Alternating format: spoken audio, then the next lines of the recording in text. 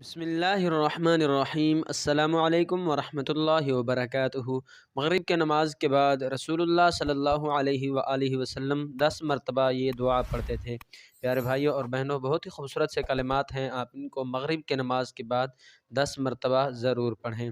مغرب کے نماز کے بعد 10 مرتبہ یہ دعا پڑھیں۔ بسم اللہ الرحمن الرحیم۔ لا الہ الا اللہ وحدہ لا شریک لہ لہ الملک ولہ الحمد یحیی ویمیت